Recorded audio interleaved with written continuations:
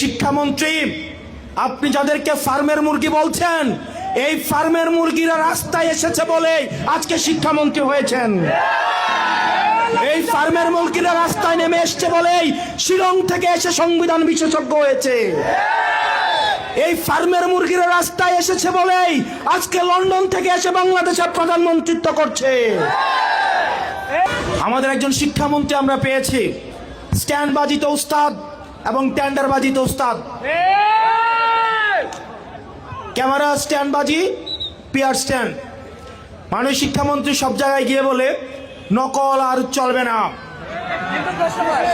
2026-এর শিক্ষার্থীরা আপনাদেরকে দেখিয়ে দিচ্ছে এই স্ট্যান্ডবাজি আর বাংলাদেশে চলবে না।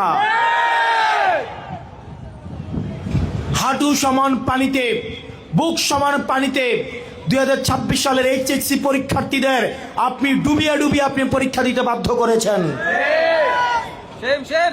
এবং একটা পরীক্ষার প্রশ্ন আপনি প্রণয়ন করেছেন। আপনি পরীক্ষার প্রশ্নের মধ্যে 2টা সৃজনশীল আপনি ভুল দিয়ে রেখেছেন। একটা পরীক্ষার্থীর তখন মানসিক অবস্থা কি ধরনের হয় একবার চিন্তা করেন।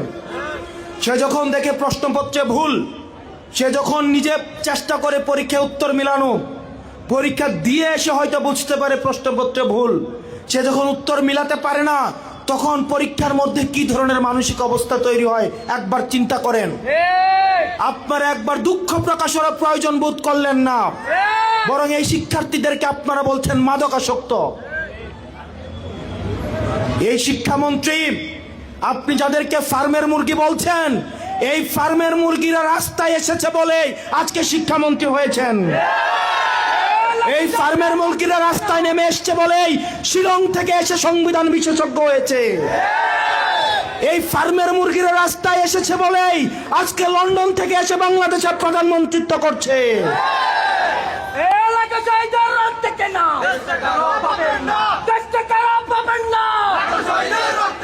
শিক্ষামন্ত্রীকে বলবো, শিক্ষার্থীরা গিনিপিগ নয়।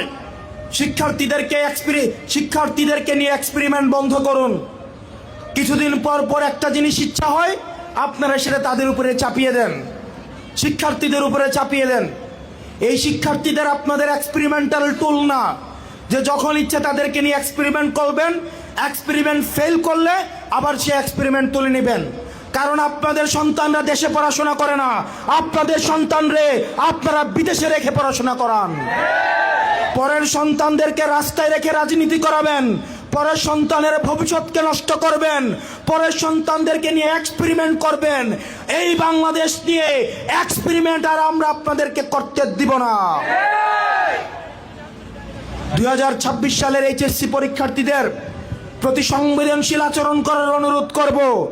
না হয় এই শিক্ষার্থীরা যদি রাস্তায় নেমে দৃঢ় অবস্থান নেয়, আপনার পাটাতন যে শক্ত না, এই অর্ধবেলা আন্দোলনেই সেটা বোঝা গিয়েছে।